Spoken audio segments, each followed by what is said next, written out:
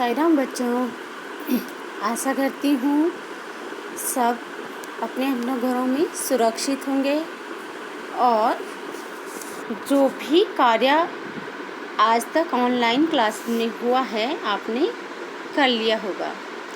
तो देखो बच्चों, मैं आपको अभी पढ़ा रही थी लेसन नंबर 3 व्याकरण में संधि। तो सबसे पहले आपको ये तो पता ही है कि संधि किसे कहते हैं। दो वर्णों के मेल होने से जो परिवर्तन होता है उसे संधि कहते हैं। संधि के 3 भेद हैं: स्वर संधि, व्यंजन संधि तथा विसर्ग संधि। स्वर संधि जब स्वर से स्वर का मेल हो तो उसे स्वर संधि कहते हैं। व्यंजन संधि जब किसी व्यंजन के साथ कोई स्वर या व्यंजन का मेल होने से उसमें जो परिवर्तन होता है उसे व्यंजन संधि कहते हैं। फिर है आपका विसर्ग संधि। किसी विसर्ग के साथ जब स्वर या व्यंजन का मेल हो तो उसे विसर्ग संधि कहते हैं। फिर था आपके स्वर संधि के भेद। स्वर संधि के 5 भेद हैं: दीर्घ संधि, गुण संधि, वृद्धि संधि, यण संधि तथा अयादि संधि। तो मैंने सभी आपको पिछली वीडियो में बता दिया है कि स्वर संधि के भेद, मैंने 5 भेद आपको समझाए थे।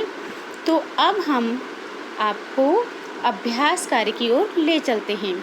तो देखो बच्चों, अभ्यास कार्य में आपका पहला क्वेश्चन है, संधि किसे कहते हैं। तो अभी मैंने आपको बताया है, जब 2 वर्णों के आपस में मेल होने से जो परिवर्तन होता है उसे संधि कहते हैं। दूसरा क्वेश्चन, संधि के कितने भेद हैं। संधि के 3 भेद हैं: स्वर संधि, व्यंजन संधि और विसर्ग संधि। गुण संधि, वृद्धि संधि, यण संधि तथा अयादि संधि के 2 उदाहरण बताइए। अब आपको मैंने अभी बताया था पिछली वीडियो में गुण संधि के, आप इसको गुण संधि के कोई भी 2 भेद लिख सकते हैं: नर प्लस इंद्र, नरेंद्र। वृद्धि संधि 1 + 1 1 1, सदा प्लस 1 सदैव। यण संधि अतिधन अधिक, अत्याधिक। अयादि संधि नयधन अन, नयन, गैधन अक, गायक। इस तरह से आप सभी संधियों के 2 उदाहरण लिख सकते हो। फिर है आपका लिखित वाला, जो कि आपको नोटबुक में करना है। तो वो है स्वर संधि किसे कहते हैं, इसके कितने भेद, इनके भेदों के नाम लिखे। तो स्वर संधि आपका था ये, देखो, हिंदी वर्णमाला में 11 स्वर होते हैं। इन्हीं स्वरों में से जब कोई 2 स्वरों के विकार, 2 स्वरों के मेल से जो विकार उत्पन्न होता है उसे स्वर संधि कहते हैं। वैसे उसका आंसर क्या लिखो, 2 स्वरों के मेल से उत्पन्न विकार को स्वर संधि कहते हैं। विकार की जगह आप परिवर्तन भी लिख सकते हो कि 2 स्वरों के मेल से उत्पन्न परिवर्तन को स्वर संधि कहते हैं। क्लियर। और इसके कितने भेद हैं, इसके 5 भेद हैं: दीर्घ संधि, गुण संधि, वृद्धि संधि, यण संधि और अयादि संधि। ये आपका लिखित क्वेश्चन नंबर 1। फिर है आपका क्वेश्चन नंबर 2, दीर्घ संधि और गुण संधि में क्या अंतर है। देखिए, दीर्घ संधि और गुण संधि में मैंने आपको बताया था। देखो, दीर्घ संधि और गुण संधि। दीर्घ संधि आपकी, आप ये लिख सकते हो, पिछली वीडियो में भी आपके पास ये मैंने दिया है, दीर्घ संधि की परिभाषा और गुण संधि की परिभाषा लिख के आप उसके अंतर को समझा सकते हो। यदि पूर्व पद का अंतिम स्वर अ, आ, ई, उ, री, री हो तो तथा उत्तर पद का पहला अक्षर भी उसी जाति का, यानी आ, ई में ही जो जिस जाति का प्रथम पद है उसी, अगर पहला पद आ है तो उत्तर पद भी उसके साथ अ ही आना चाहिए, तब चाहे वो छोटा हो या बड़ा। तो क्या है, यदि पूर्व पद का अंतिम स्वर आ ई उ री रीत हो तथा उत्तर पद का पहला अक्षर भी उसी जाति का हो तो दोनों के स्थान पर एक दीर्घ हो जाता है। एग्जाम्पल देके आप समझा सकते हो, राम प्लस अनुज रामानुज।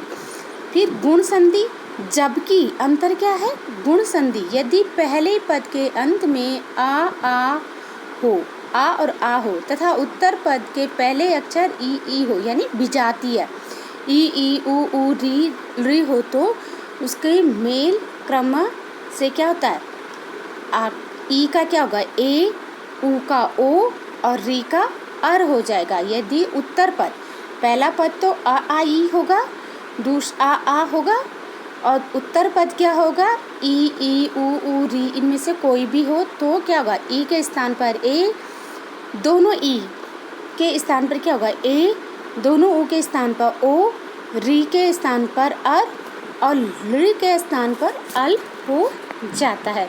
ये था आपका दीर्घ संधि और गुण संधि में भेद। फिर आप आइए क्वेश्चन नंबर 3 पे, व्यंजन संधि किसे कहते हैं। तो व्यंजन संधि बच्चों, ये आपकी व्यंजन संधि है। व्यंजन का व्यंजन अथवा स्वर से मेल होने से व्यंजन में जो विकार उत्पन्न होता है उसे व्यंजन संधि कहलाता है। यानी व्यंजन का व्यंजन, जब पहला जो प्रथम पद है उसका क्या हो, व्यंजन होना चाहिए, उसका अंतिम अक्षर क्या है, व्यंजन अथवा स्वर से, उसके बाद उसका मेल स्वर या व्यंजन किसी से भी हो। पहला पद क्या है, व्यंजन है, उत्तर पद स्वर हो या व्यंजन हो, उससे जो भी परिवर्तन होता है वो व्यंजन संधि कहलाती है। तो आपका आंसर यहाँ पर है, व्यंजन का व्यंजन अथवा स्वर से मेल होने पर व्यंजन में जो विकार परिवर्तन होता है वह व्यंजन संधि कहलाता है। जब व्यंजन का व्यंजन या स्वर से मेल होता है तो वो व्यंजन संधि कहलाता है। जगत प्लस ईश जगदीश, उत प्लस ज्वल उज्ज्वल, इस तरह से आप कर सकते हो।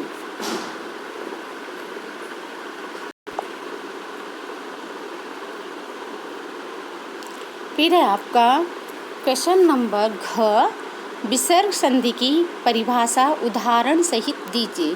तो विसर्ग संधि आपकी ये है, विसर्ग के साथ स्वर या व्यंजन का मेल होने से जो विकार होता है उसे विसर्ग संधि कहते हैं। जैसे दु प्लस बल दुर्बल, मना प्लस रंजन मनोरंजन। इसका आप एग्जाम्पल भी उसके साथ दे सकते हो। ये आपकी विसर्ग संधि और व्यंजन संधि है। फिर आपका क्वेश्चन नंबर 2 आता है, रिक्त स्थानों की पूर्ति कीजिए। देखो, संधि के डैश भेद होते हैं, कितने, 3। हिंदी वर्णमाला में स्वर होते हैं, कितने, 11। स्वर संधि के भेद होते हैं, कितने, 5। दो स्वरों के मेल से उत्पन्न विकार को क्या कहते हैं, स्वर संधि। दो स्वरों के, जब स्वर से स्वर का मेल होता है तो दो स्वरों के विकार को क्या कहते हैं, स्वर संधि। निम्नलिखित संधि विच्छेद की संधि कीजिए। देखो, उत प्लस जल ज्वल उज्ज्वल, पौ प्लस अक पावक, नी प्लस रोगी निरोगी, परम प्लस ईश्वर परमेश्वर। फिर है आपका नमा प्लते नमस्ते, विद्या प्लस आलय विद्यालय, सदा प्लस एव सदैव, परीक्षा प्लस आर्थी परीक्षार्थी परीक्षार्थी। ठीक है। फिर है इति प्लस आदि इत्यादि, दु प्लस बल दुर्बल, सूर्य प्लस उदय सूर्योदय, नर प्लस ईश नरेश। फिर आपका क्वेश्चन नंबर 4, निम्नलिखित शब्दों की संधि विच्छेद कीजिए।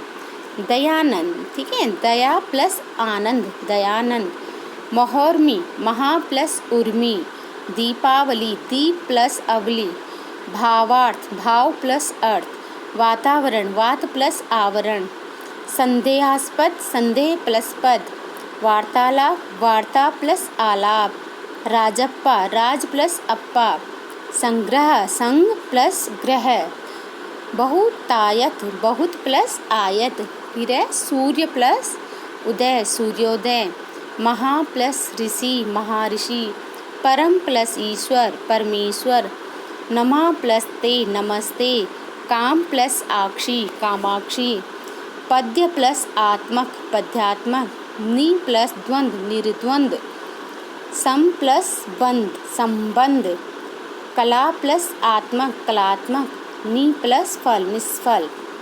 फिर है आपका निम्नलिखित शब्दों के सही संधि विच्छेद पर गोला लगाइए।